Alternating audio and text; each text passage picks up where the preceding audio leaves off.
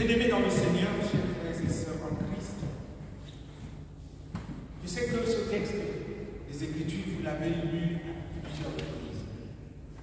Et chacun de nous se fait une idée, chacun de nous l'interprète à sa façon.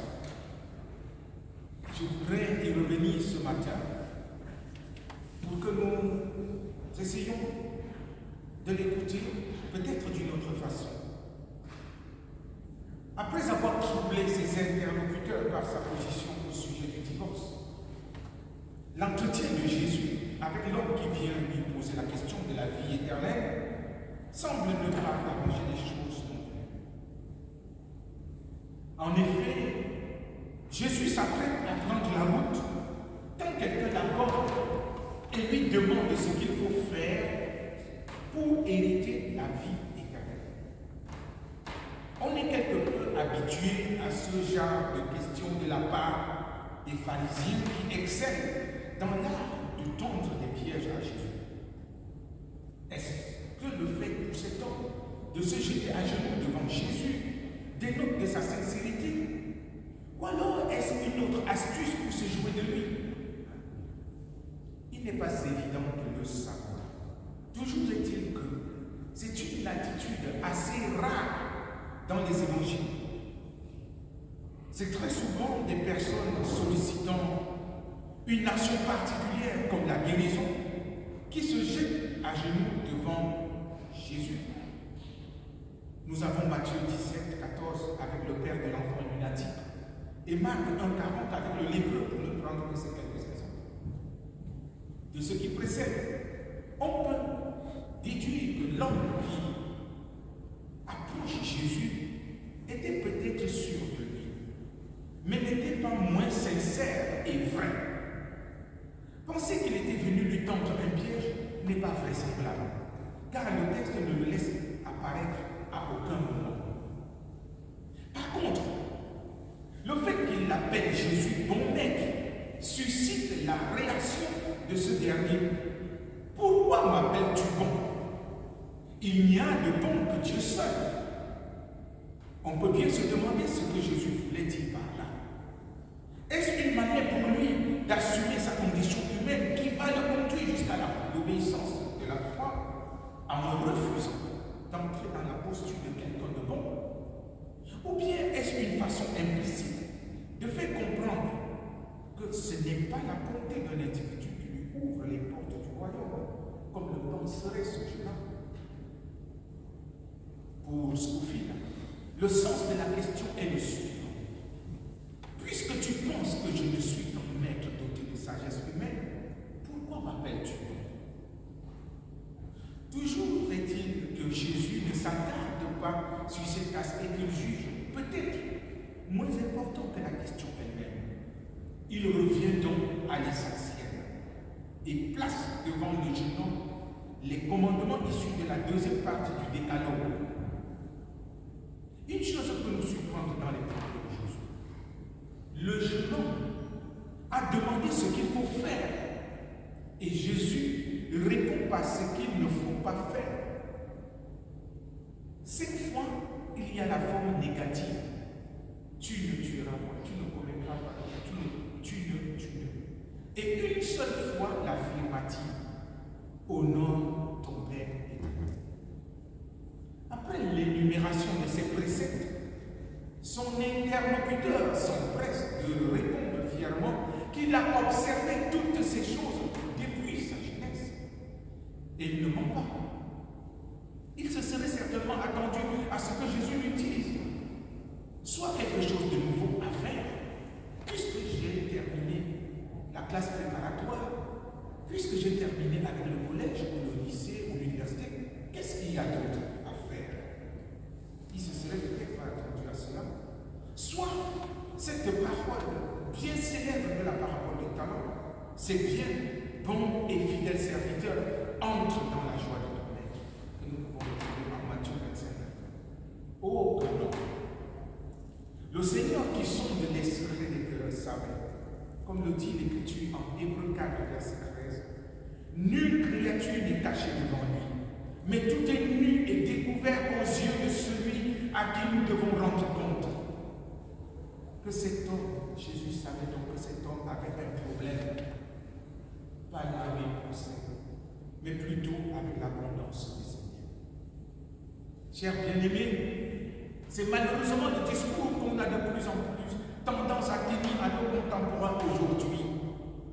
Comme si ce sont les œuvres qui produisaient la foi, au lieu d'en être la conséquence. Par sa venue parmi nous, Jésus donne leur vrai sens aux 10 commandements en mettant en exergue la relation cruciforme à 2 dimensions. La dimension verticale, qui est la relation avec Dieu, et la dimension horizontale, qui est la relation avec le prochain. La seconde relation est alimentée par la première, car c'est d'elle qu'on tire la force nécessaire pour entrer en relation avec l'autre.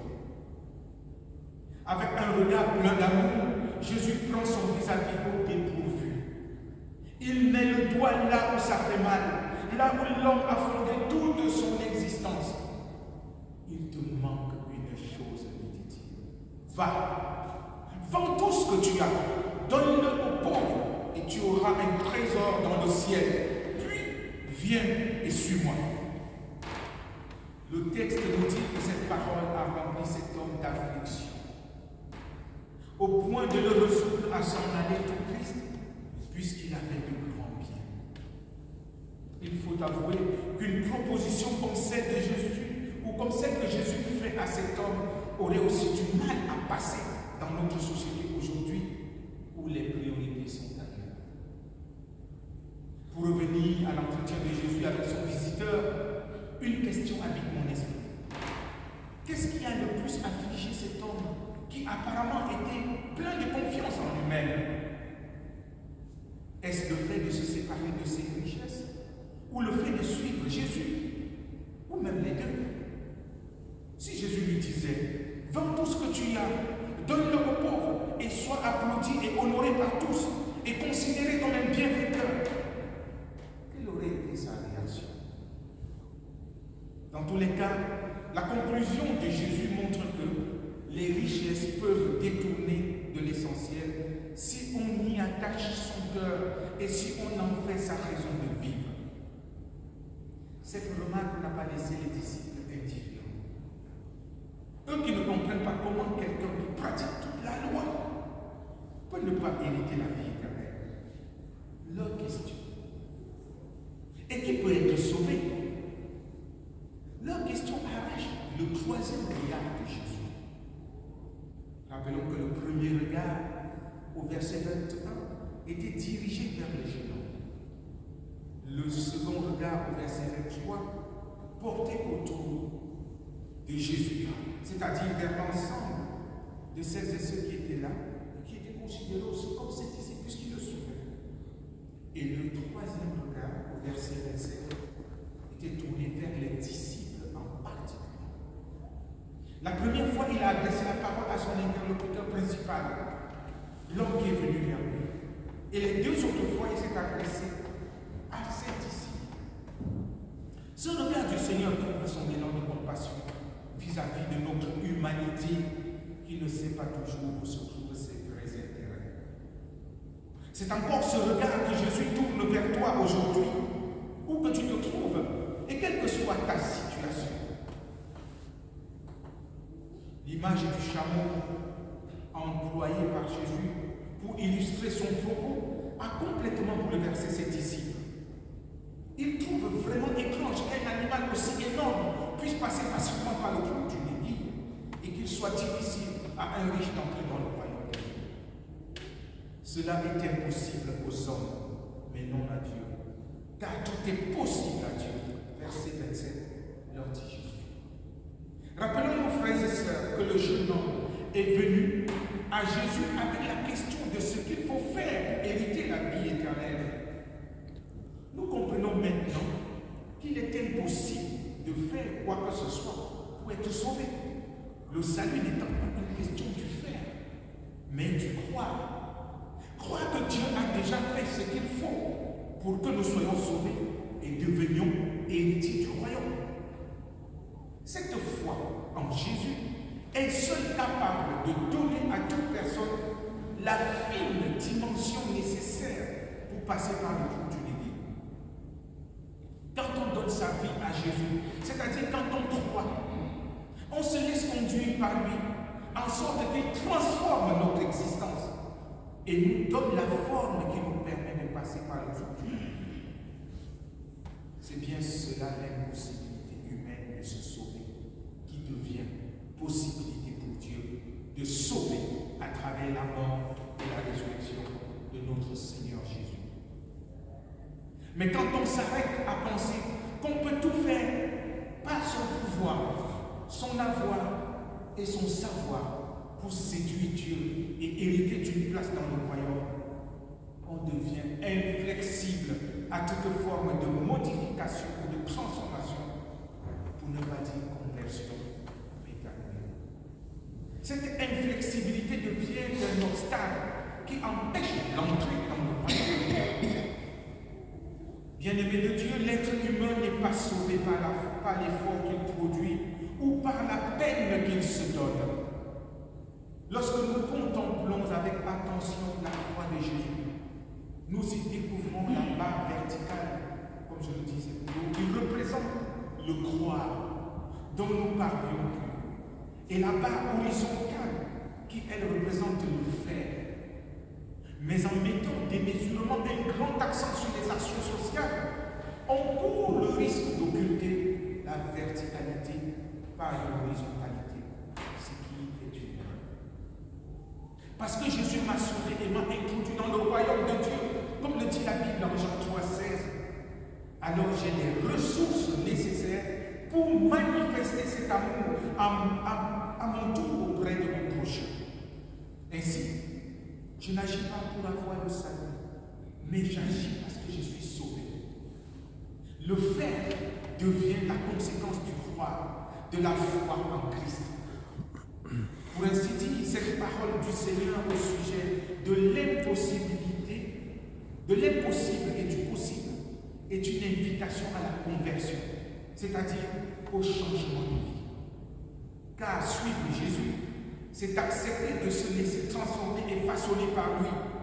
C'est aussi se détacher de tout ce qui peut représenter pour nous un grand intérêt personnel. Cela implique une fidélité inconditionnelle à ce Dieu fait homme. Lorsque Pierre dit qu'ils ont tout quitté pour suivre Jésus, il peut s'assurer et s'entendre dire qu'ils ont fait le bon choix. Et Jésus le lui concède en affirmant que tout ce qu'on laisse derrière soi à cause de lui et de la bonne nouvelle sera retrouvé au sanctuaire. Il est bien entendu que nous n'allons pas voir en ces paroles une incitation à la rupture des relations familiales.